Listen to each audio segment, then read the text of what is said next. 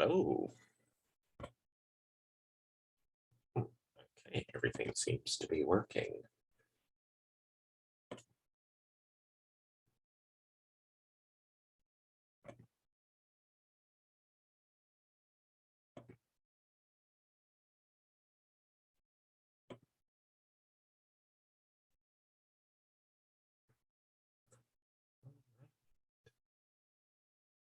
Hello. Let's share my screen before we get started. Ooh.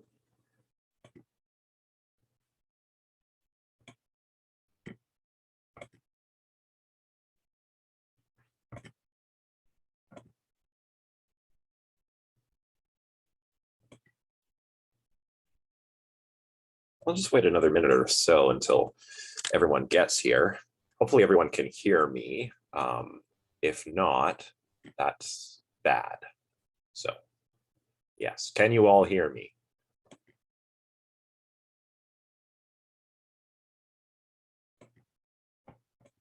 All right. Yes, perfect, perfect, perfect. Now, if I could just get my slideshow to work, then we can begin shortly. Ah, here we go. All right. Whoa, okay.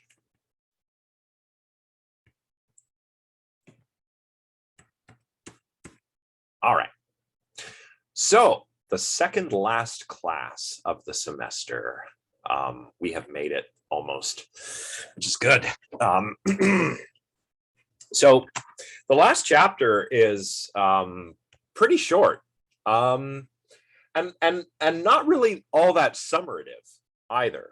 They don't really write a chapter that's meant to be like a capstone on everything. That's not really what the authors, at least how it seems to me, the authors didn't really do that.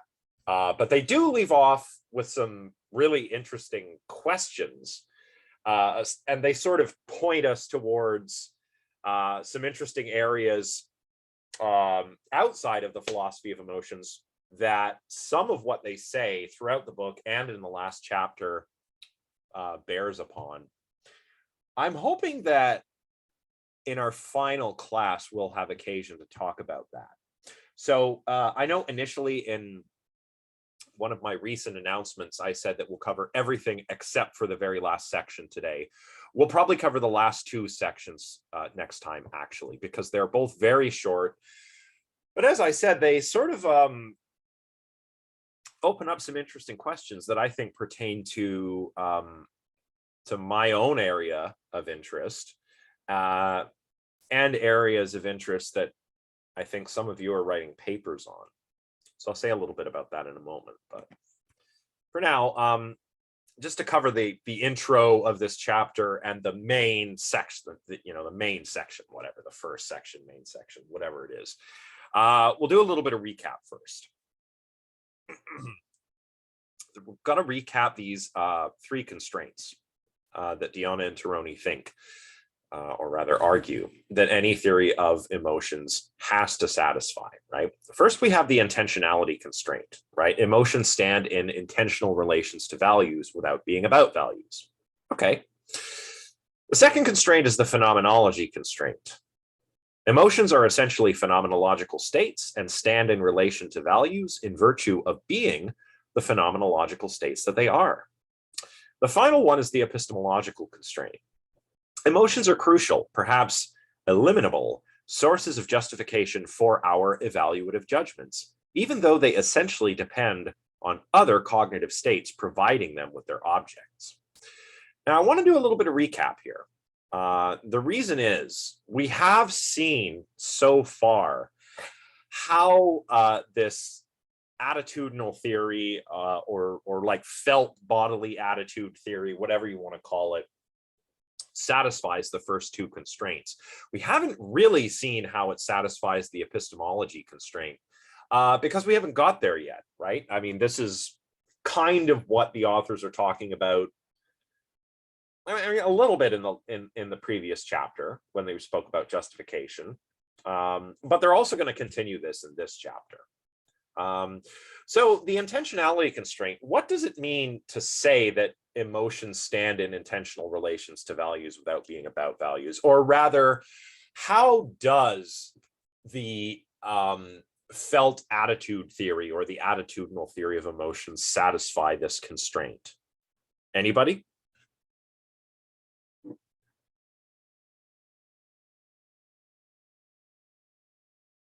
Let's open up the chat window just in case people are typing today.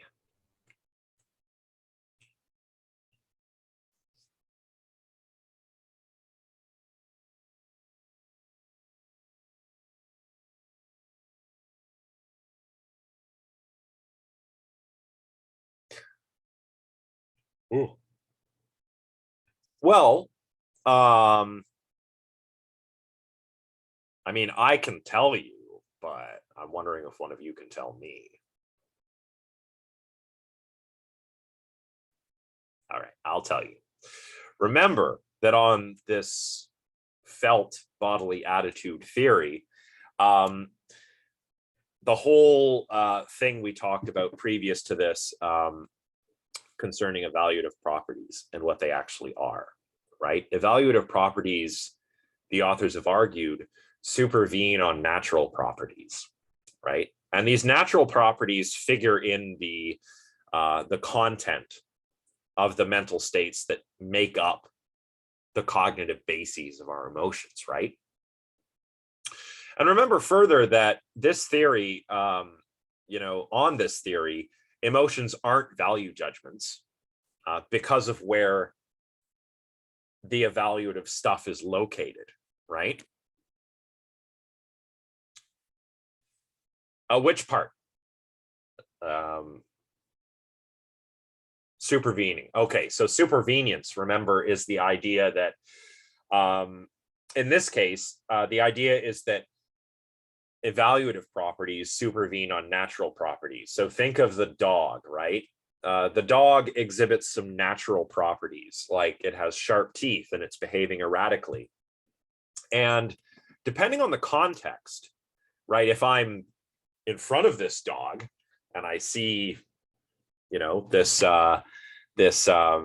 aggressive dog with sharp teeth behaving erratically, because the value or the evaluative property of danger supervenes on these natural properties of having sharp teeth, behaving erratically, and charging toward me, perhaps.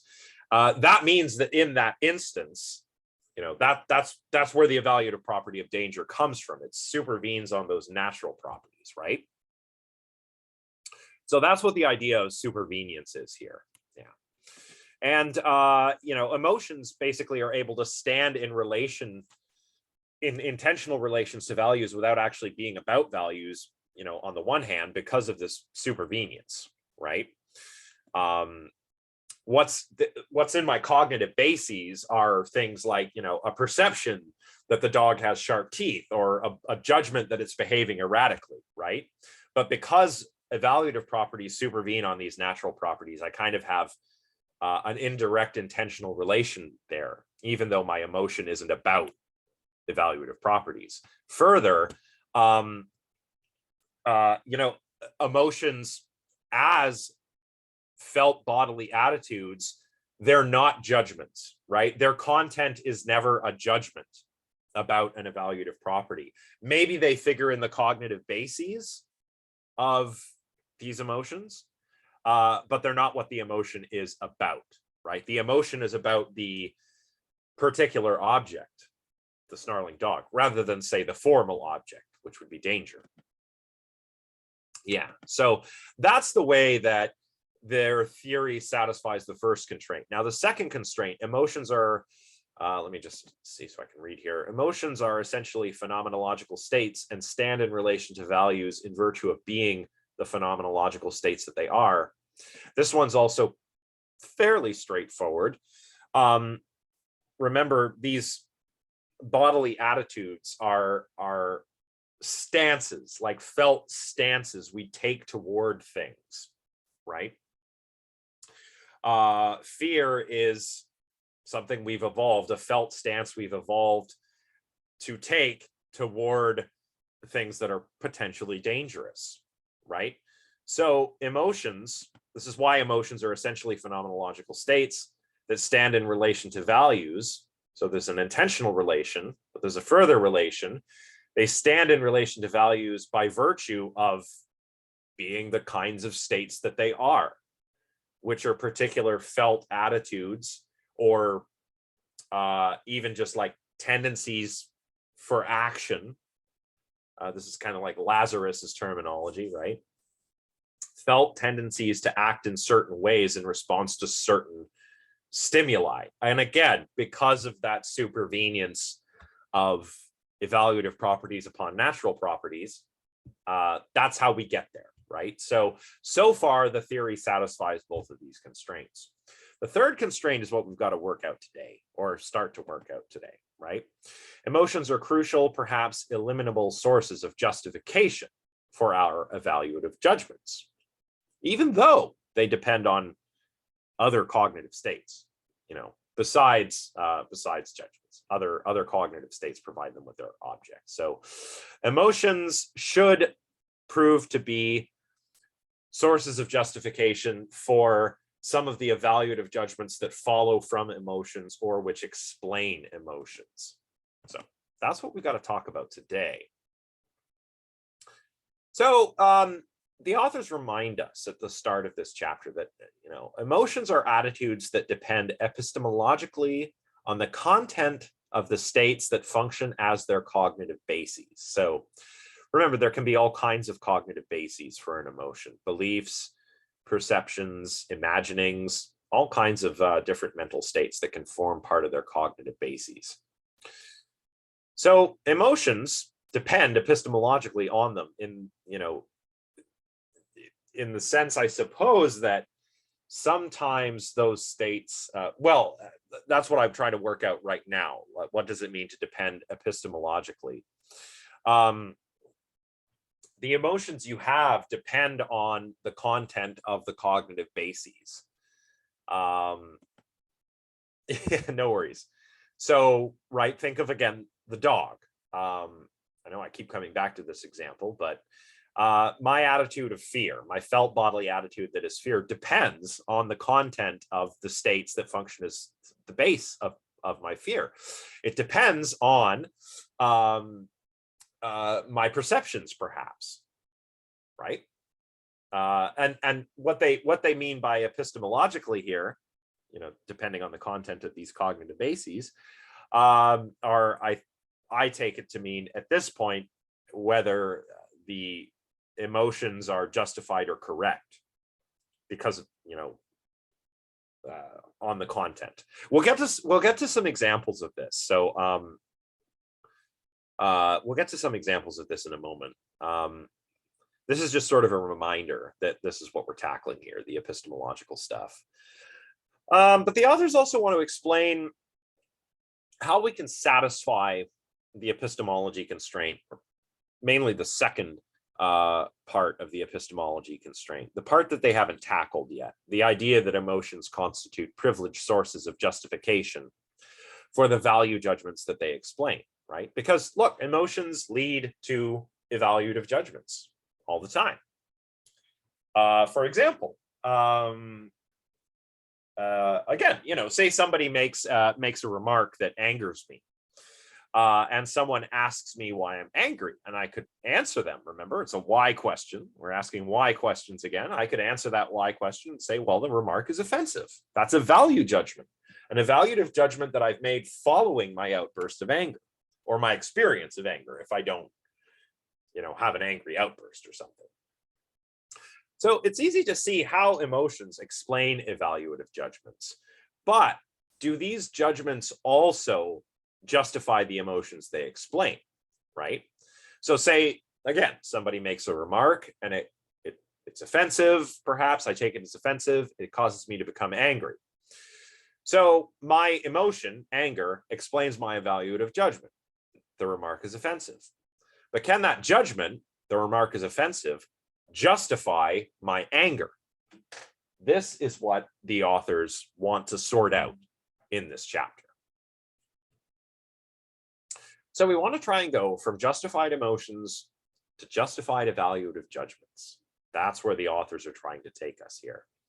And this is the only section we'll cover today, because as I said, the last two sections are actually quite short, and there's going to be a fun way to sort of, I guess, flesh out what the authors say there. So this is all we're going to be doing today, which is fine, I think. It means we're all not going to be here quite as long as usual.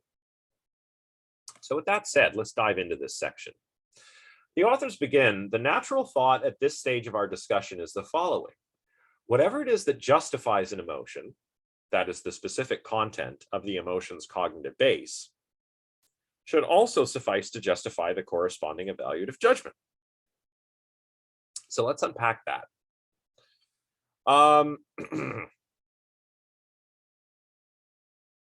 So whatever it is that justifies the emotion, maybe I can become angry or seen a frightening dog or something.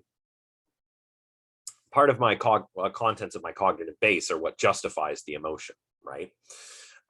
Because and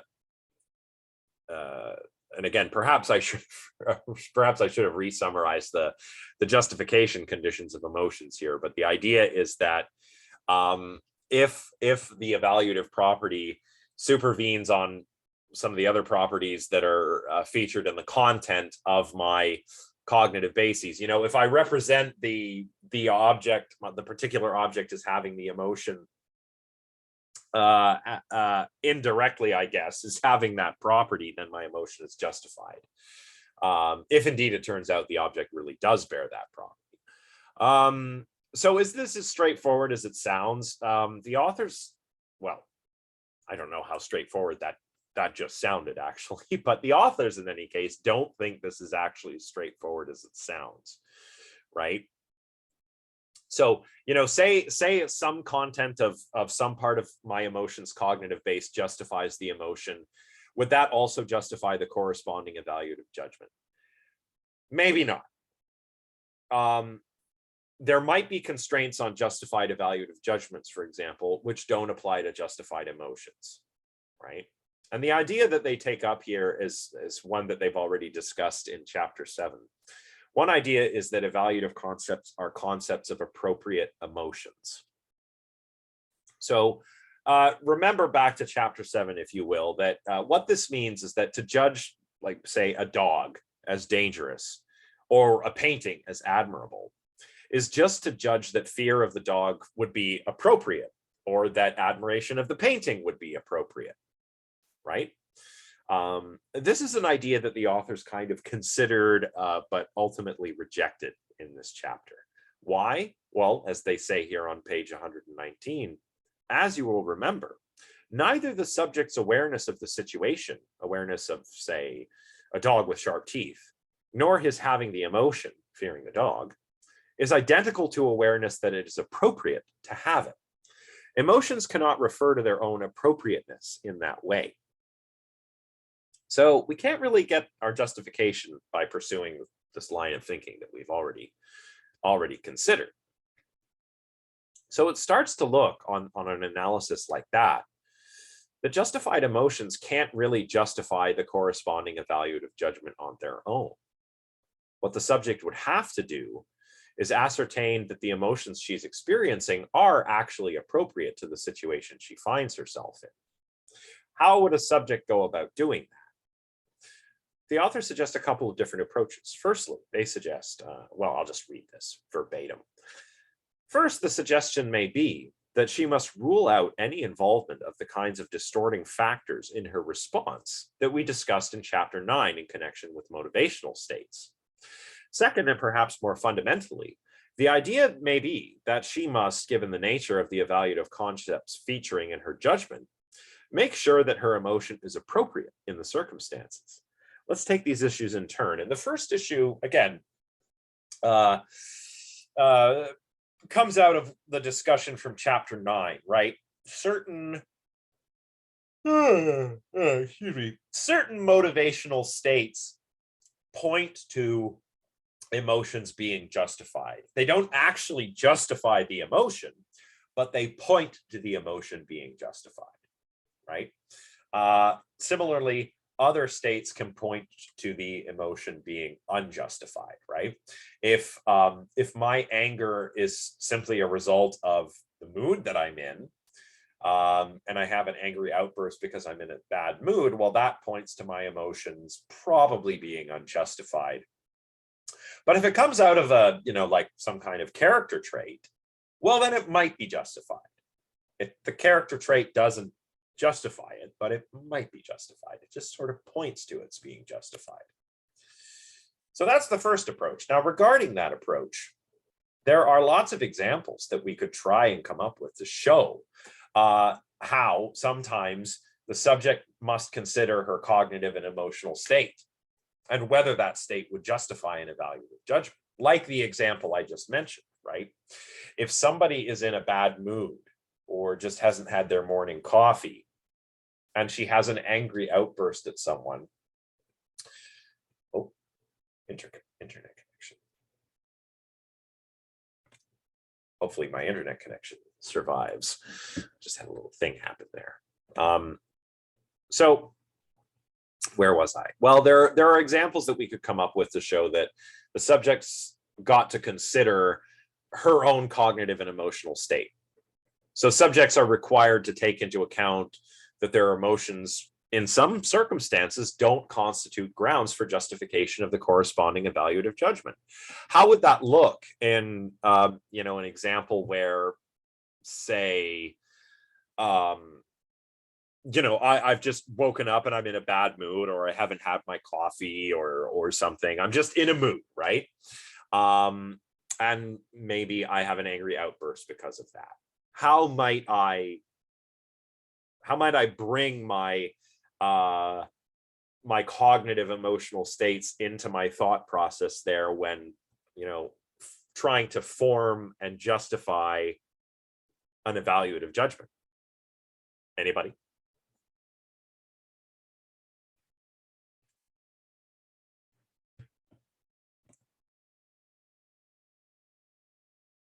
I mean, yeah, insofar as that would, insofar as, actually perceiving people's reaction might become a part of my cognitive state, I suppose so.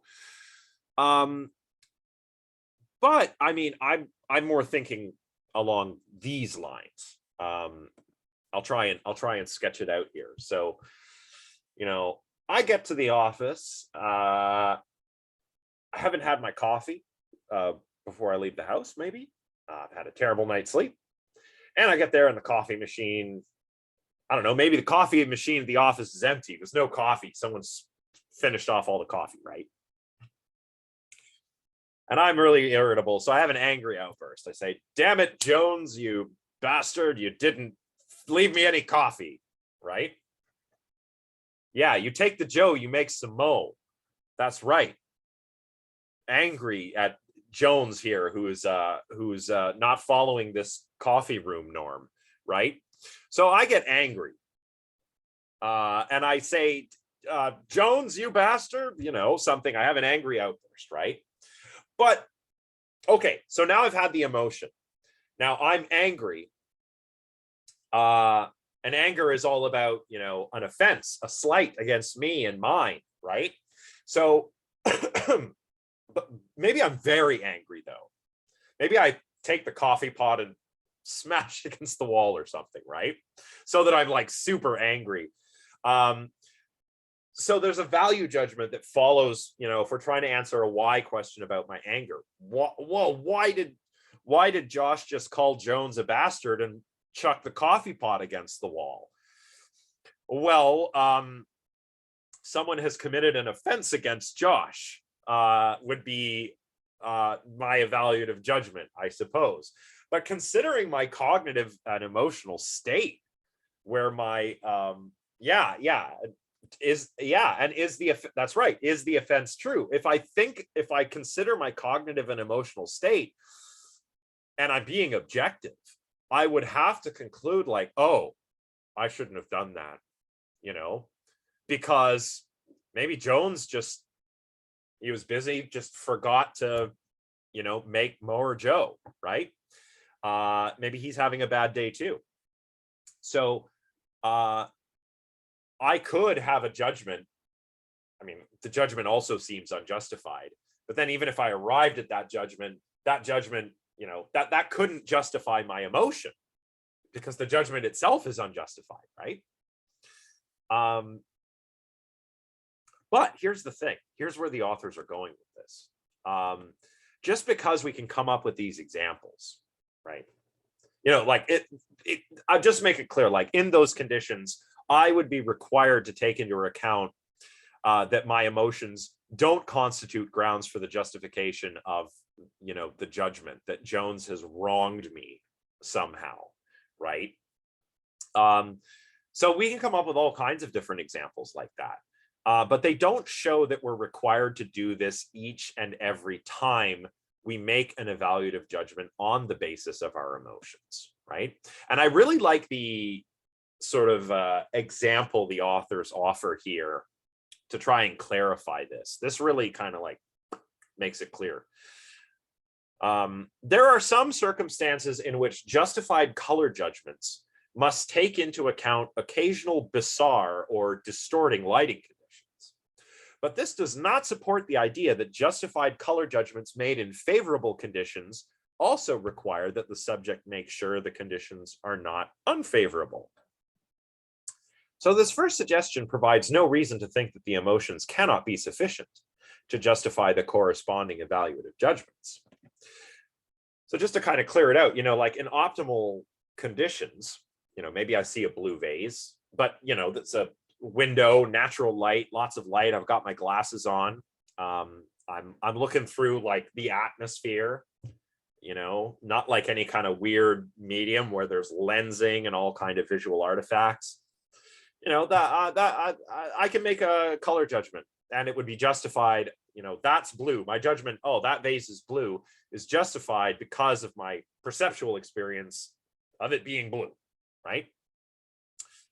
But there are other conditions, right? Maybe I'm in a dark room, glasses off, and I go, oh, that's a black vase over there. Well, no, it's not, right? My color judgment is not justified. And it's because I've got these unfavorable conditions, So if I wanted to, or even the opposite, if I wanted to say, oh, that's blue, someone else could say, but no, it's not, it looks black. And I'd have to like make sure I get the conditions favorable, maybe turn the lights on or something, right? So these unfavorable conditions are like the conditions where our cognitive and emotional states don't justify like the way we want them to. Does everybody kind of see what I mean there? Oh, that's a good question. Yeah, I think so. Because, if you have some kind of mental disorder, could be a mood disorder, or it could be a personality disorder, or it could be any number of things, really. That's like trying to make the color judgment and justify it in poor conditions. That would be the analogy, right? Yeah. So yeah, that's a good question. Definitely. So yeah, I think this, not to be too punny, but this clarifies it, because, of course, we wouldn't say that we would not say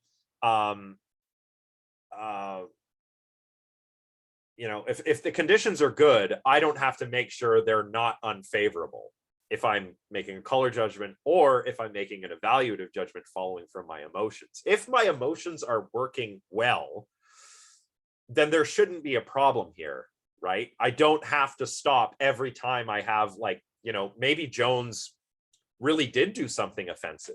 Maybe Jones left some kind of racist propaganda on my desk, right? And then I get angry. There's no question that my anger would justify the judgment that Jones has offended me, right? We just wouldn't are you sure?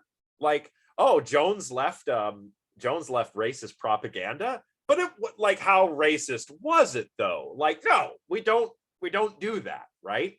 So that's kind of what the authors are trying to do here with this example. Anyway, everybody follow? Just making sure.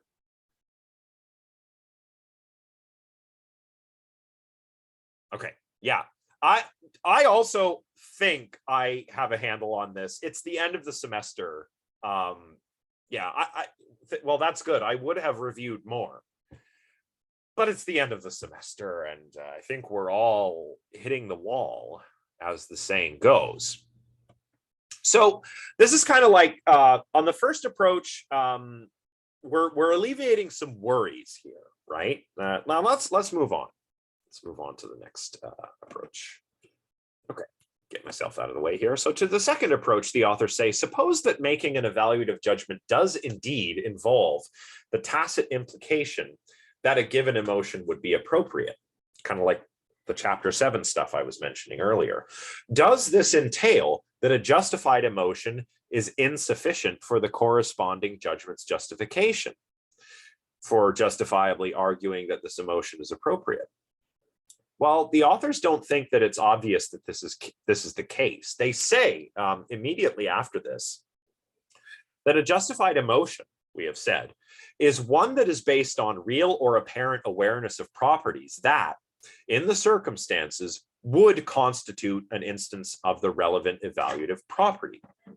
When you respond emotionally to these properties in the absence of any reason to think that the response is incorrect or otherwise misleading, you seem to be in a position to justifiably judge that these properties are exemplified, and so to justifiably make the corresponding evaluative judgment. And here the authors kind of, stop and remind us, like, hey, remember what justification means, in epistemology and elsewhere. Justification is all about whether you have good reasons for holding the belief or the desire, or in this case, having the emotion that you're having, right? So this all just, this sort of, this bit here is interesting because it's just like, hey, just remember what justification is, and you'll see that, we don't really need to worry about this. Joel Smith, oh,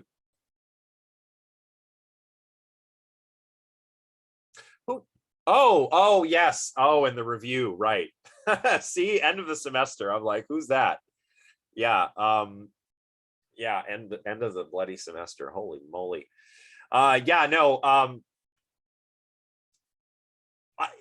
it's funny. I don't think Smith completely agrees with them on this. I didn't read this part of the paper closely, but This part, I mean, I didn't, I was interrupted when I was trying to get through this part of the paper, but when he's explaining it before, maybe he does go on to disagree with it, but when he's explaining it, I felt like it was like, because even just now when you read this, I was like, this is going to make me cry. yeah. But he explains it so, like, he just puts it in like less words and it's just right there.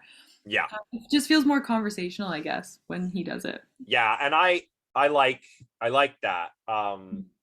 Albeit, sure, when I was an undergrad, I was reading like history of philosophy stuff where every sentence was a paragraph long. Exactly, yeah, yeah. And for a while I even wrote like that, but now that I've kind of got over that, I can't, like, when it is wordy, it's like, oh man, can't you just use fewer words though? Like Yeah, well, which is why it helps to like talk, like, which is why it's so good to come to your lectures, because when you put it into speakable words, it changes how you're able to understand it, which is well, awesome. and hopefully I'm doing it the right way.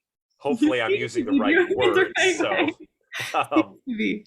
we'll see. But yeah, I mean, like, this is really yeah, sure, maybe this is a little less clear, but like when you're responding to the emotions and you don't have any reasons to think your response isn't correct, then you're fine, right? Then you're fine. So even if evaluative concepts are concepts of the appropriateness of emotions, which again, the authors don't think they are, this would not support the conclusion that justified emotions are insufficient to justify evaluative judgments. Indeed, when emotions are justified, then they seem to justify evaluative judgments. No problem, right? So Where did they go from there? First of all, okay, we've only got 2 slides left, so that's good. Question in the chat.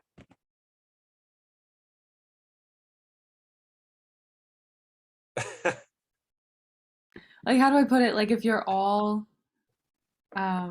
all think that it's okay to be angry about something, yeah, well, and nobody complains about it, or you all think something's okay when like it's actually like, hey, maybe we shouldn't be responding in this way. I think it's really interesting to think about that. yeah, and I think this has some really interesting applications. I know Chelsea, you talk often about therapeutic applications, and I'm not sure how much crossover there is here with what I'm about to say, but this could explain, or at least I can think of a lot of dysfunctional communities where they are not aware of Mm, the lack of justification for their emotion, right? exactly. Um, Yeah. And the like, justification seems to come from the experience of it. If yeah, I'm experiencing it, then therefore that is justified. Yeah. yeah, like they have the emotion and take that as justification for the value judgments that follow the emotion, Right. but they Exactly. fail to consider, for example, their own cognitive and emotional states or the Right. content of them. Mhm. The example I'm thinking of course, is all those like the Trump crowd, right? Mhm. The QAnon people. Yeah. Let's do QAnon because they're just wacky, Right. right? Exactly. They're angry that, I don't know, Tom Hanks drinks the blood of babies, Sure, or like Pizzagate or something. yeah, Yeah. like Pizzagate. They're angry and they're acting on that anger, but they fail to see the conspiratorial, epistemically dubious way that they have of looking at the world. Yet Exactly. they're surrounded by people that all think the same way. So it's almost, it's socially supported, right? Well, and it's really interesting to see how this goes into action, right? In the behaviors. And I mean, they talk about this later on, but if we were to take even like a less political example, I guess we could think of in therapeutic settings, let's say we're dealing with community populations of, say there's youth that are trying to navigate their emotions, but they hang out with people who drink a lot, right? And like, Uh, okay, this is cool. Okay, well, this is cool because it makes us feel excited and it makes us feel like we are being daring and like we have some interest that is worthy of pursuing because we've deemed it whatever value, we put whatever value on it. I think that's another way that when you get into a therapeutic setting, having those conversations in a way that invites somebody to, as you said, have that realization. yeah, We're talking about the glass, like breaking the coffee pot when you're mad at poor Jones, inviting oneself to inviting somebody to have that realization instead of saying like, okay, well, you need to think this way, because for somebody like the QAnon kind of thing, it's not going to work, right? You're not going to yeah, be like, hey, you need to change your mind immediately, and they're like, oh yeah, right, okay. yeah, definitely not. No, because they're Yeah. sort of insulated from that. And similarly, in a setting like you describe, um, maybe you start looking up to these uh, people Right. who Yeah. do not address their problems in the correct way. Like, you get into drinking and drugs because maybe you think it's cool because, And then because no one around it is challenging it, right? And then it's yeah, just okay, well, this is what we do, and yeah, no, it's yeah, very interesting. Or the people who are challenging it, how you're valuing. Maybe you see it as true, but you don't necessarily see it as valuable for some reason because it's like a different kind of truth. Like in the case that a parent is saying something, you think, well, that might be true for you, but it's not true for me. I don't need to go to bed at 8 o'clock at night because I'm different or something. yeah, Yeah, yeah, it's really cool. yeah. And that, what you just said there, true for me, true. This is the Mhm. epistemically problematic stuff, right? Exactly. Yeah. Stuff is either true or not. Exactly. Yeah. There's no, and I sorry, this is another tangent, but I absolutely hate that phrase, my truth. Yeah.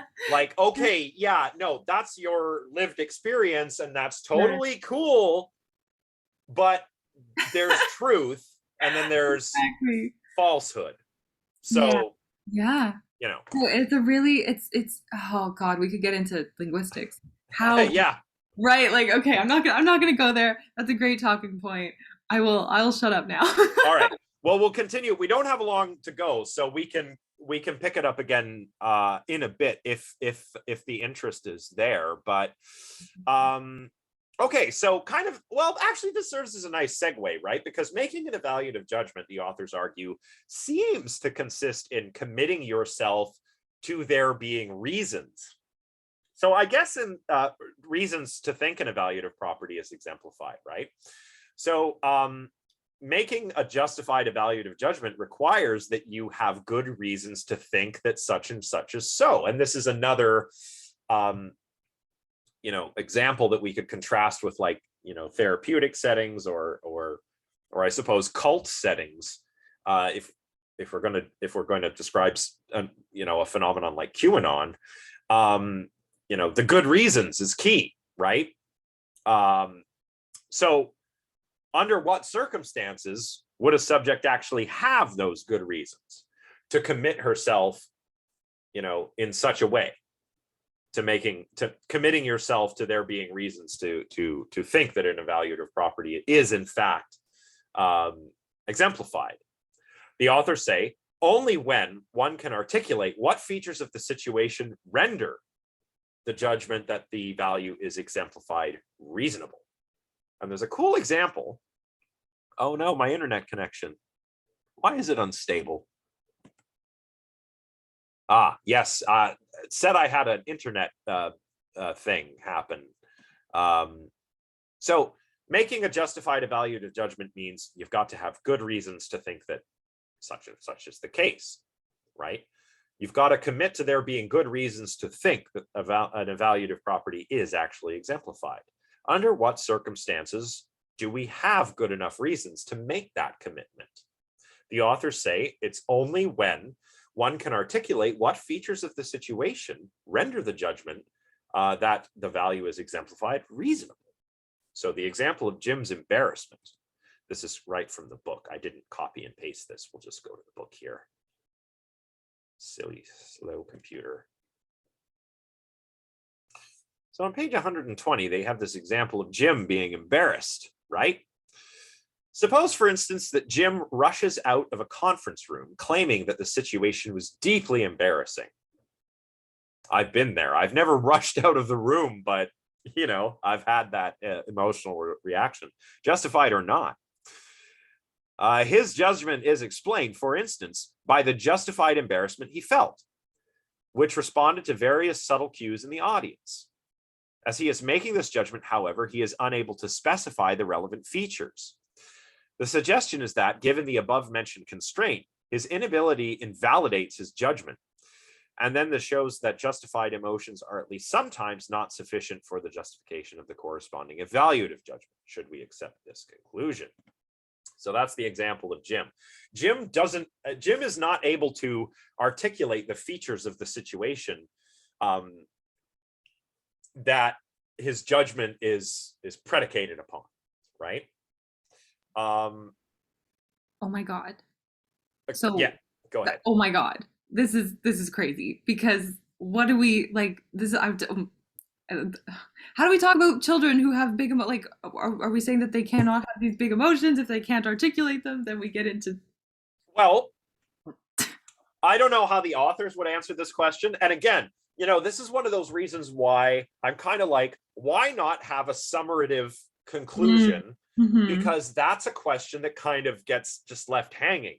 Yeah. Like the authors want to say, like, we don't want a theory of emotions that's so cognitively demanding that it rules out the possibility of infants, children, non-human animals having emotions. Right. Or just but people with one. Yeah, but like, holy crap, this looks kind of cognitively demanding, doesn't it? Yeah. I mean, yes. So yes. But what I would say, I guess, if I put my like Deonna and Teroni hat on and pretend I'm them, I would say those emotions are obviously a lot more rudimentary, less complicated. We may even be able to understand some of them just in terms of affect programs. Remember, right. Affect programs are simple, they're evolved. Like basic emotions, quote unquote, the authors more or less seem to equate with affect programs. That could be one way out. Which wouldn't need justification. Yeah, because it's not an emotion Okay. necessarily. It's Okay. just an affect program. Ooh, then we get into like at what point does it become an emotion then? Yeah, yeah. We're Okay. like Yeah. when does the pile become a hill? And Yeah, yeah. yeah, we're at Sorites paradox here. There we go. So the thing is, yeah, I don't know. I think over the winter break, I kind of want to email the authors with some of the questions that I've got, because I want to use this book again in the future. Hmm. But there are some parts where I'm just like, oh man, could you just like say like a little bit more though? Mhm. Because It's um really interesting though. It's I find it fascinating and it gives me think because this is what I've been taught. Like I've always been curious about like how much of our theory is going to be reliant on the ability to articulate that which one is experiencing. Like if it's yeah, relying on that so much, how are we accommodating for it? What can we do to help other people get to this place where they can do that? And yeah, will their lives then be enriched by it? Like there's so many questions that we have. yeah. I mean, it's a very like computational representational kind of understanding. Mm, Um and the reason why I say that is like what is the mark of the mental, right? Right? mm, How do you know when something is thinking, a thinking thing? One of my favorite answers to that, which really goes back to Descartes, but which is articulated superbly by Alan Turing. It's the Turing test, right? mm, mhm. Alan Turing wants to know, like, okay, how do we know if a machine is thinking? Yeah. Well, can it do what we all agree a thinking, intelligent thing can do? Hold a conversation. If it can, we have to say it must be thinking. It's the same with people. How do I know you understand something? Well, if you can articulate it to me, and this is the basis, this is where the Turing test comes from, actually, is this. It's an old party game called Viva Voce, Living Voice, Okay. which was also used if you defend a thesis or Mhm. you go through a comprehensive exam. That's basically a Viva Voce Exactly. That's what I was examination. just thinking. I was just thinking Yeah, that. Yeah. that's basically what it is. Do you really understand what you're being asked about, or have you just learned it by rote? That's what. Mm, So this idea that, which goes all the way back to Descartes, how do we know if a thing is thinking? It has reason and it can express its thoughts using language. So that's very much a big part of Western philosophy, and more modernly, the computational representational theory of mind, which is thanks to Turing and Putnam and those figures. But we right. see that here, right? If I can't articulate the reasons, if I'm like Jim and I'm like, oh, I was really embarrassed. It was embarrassing in there because I was Mhm. embarrassed. That means, that justifies my judgment. Well, does it? It was Because embarrassing because I was embarrassed. Yeah. yeah, because Jim can't. Well, why was it embarrassing, Jim? Why question? Why was it embarrassing? Well, I don't know. Mhm. Maybe he Exactly. can't articulate it. A lot Yeah. of people would say that Jim is just being irrational. Mm, And there certainly are those cases, but there are also cases where, for whatever reason, people just, there is something there that can't be articulated, perhaps because of something else that's happening. mhm. Um, if you have a panic disorder, um, well, that's a poor example, because then it would be grounded in your mood. I, Um, I wonder if something like OCD, hmm, in the case that somebody has just right, let's say it's like the just right kind, where they need like things need to be right, just right. There we go. right.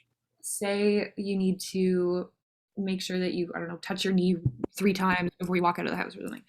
Um, the anxiety that might lead up, that's an episodic kind of anxiety thing, let's say, um, they might be able to justify it, but they might not, like, and they might have this anxiety, but they might not believe in the justification, like, because there is that, what's it called, it's the ego dystonic experience of Hmm. OCD or something, right? So I feel like that'd be another way that we could kind of ask about this in the case that somebody can articulate a justification even though they are not really embodying or accepting the emotion as their own. I don't know.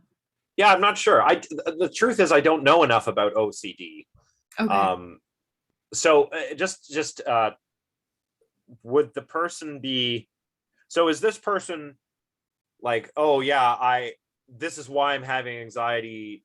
I realize it's because that this is the way I am, or I'm not quite sure.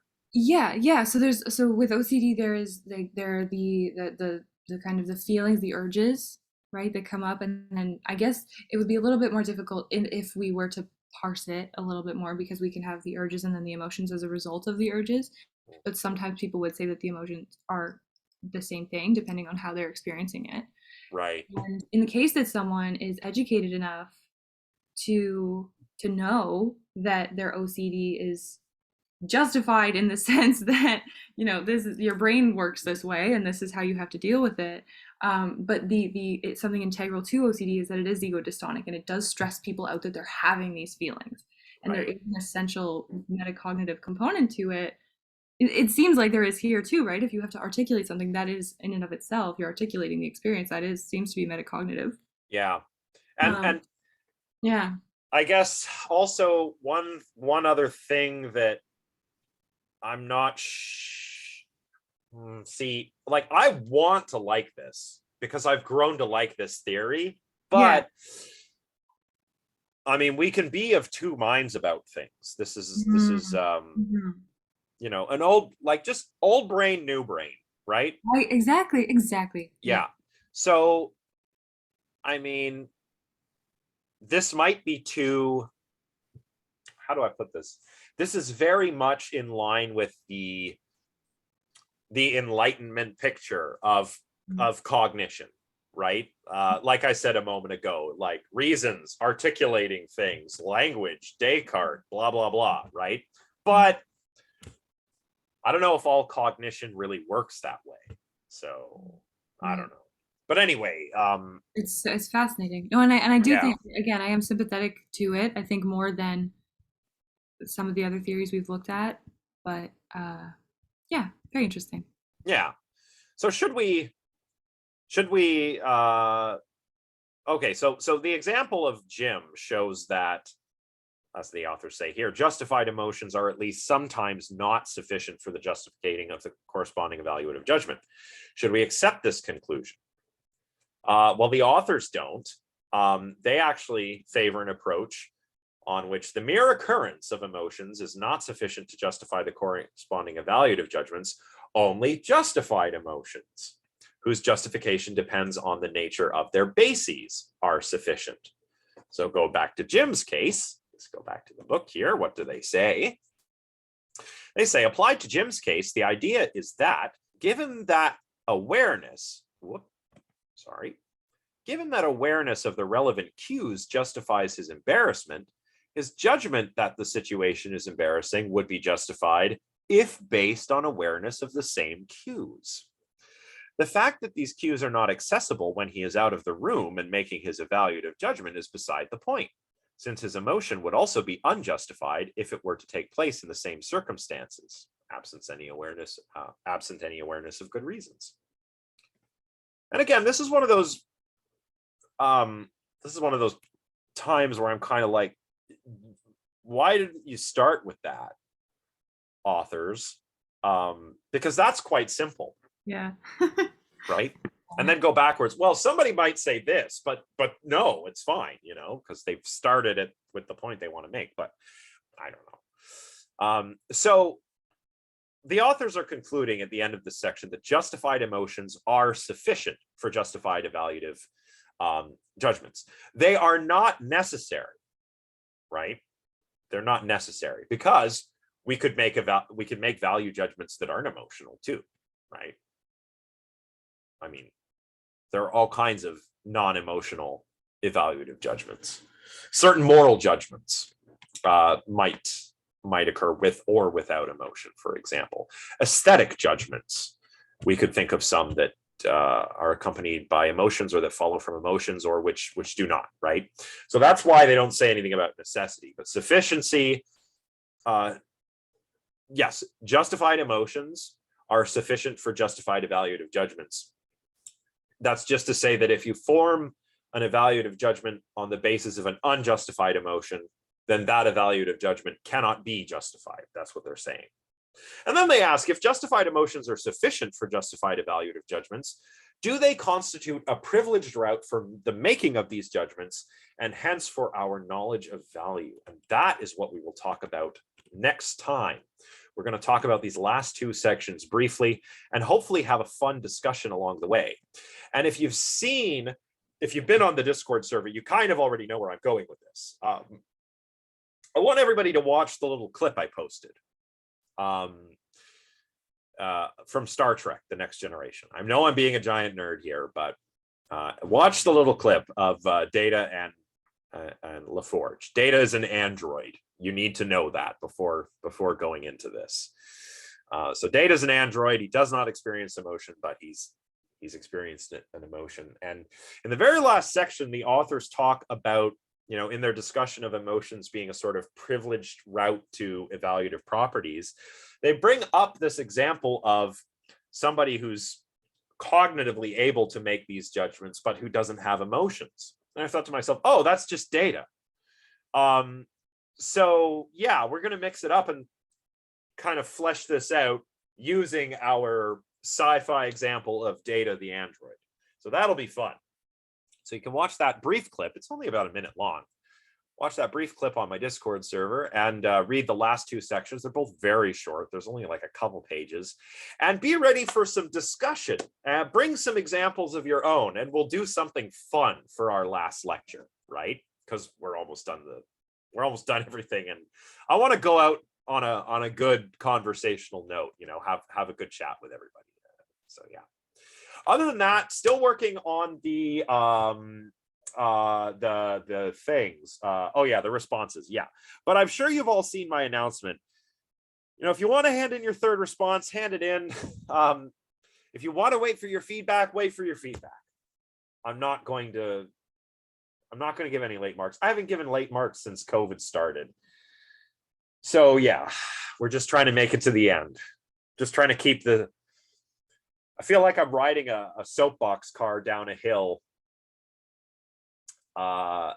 This class is the soapbox racer, and I'm just trying to keep it together when we can make it to the bottom of the hill. But yeah, thank you. No, I'm okay. We're gonna make it. I'm okay. I'm fine. You do have to treat yourself. I know, darkness, winter. I mean, oh man, earlier in the class when I was talking about how I want to visit Iceland, now when the winter comes, I'm kind of like, do I? Because it'd be 6 months of this, but who knows? Maybe just go in the summer or something. Go in the summer, yeah. Perpetual daylight. In the summer? I don't know how it works. Yeah, in the summer, for some periods of the summer, I don't think the sun sets. Yeah, it's pretty crazy because above the Arctic Circle and everything. But yeah, cool. Then too. I think I just need somewhere that gives me I just need to live in a perfect climate, and I don't think I'm ever gonna find that. So I buy brownies when it gets dark outside early, and that's just how I deal with it. Yeah, it's true. Well, oh man, what do I? Yeah, brownies. I should make brownies because food always tastes better if you make it yourself. That's really true. I made chocolate this weekend, which was awesome. Yeah. But did not have time to make brownies. So there we go. Yeah. That's yesterday. There we go. Yeah, that's awesome. I bet they're probably way better than whatever you get at the store, unless it's a professional. But yeah. Anyway, so next time it should be fun. And I'm just going to keep plugging away on everything else. So yeah, 8:30, not bad. So I'll see you all next time. And in the meantime, if anyone has questions about anything at all, Discord server, email, you know how to get a hold of me. And take care of yourselves. See you next time. Bye.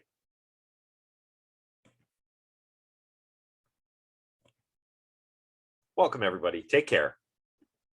All right. Stop share. Now I want to make brownies.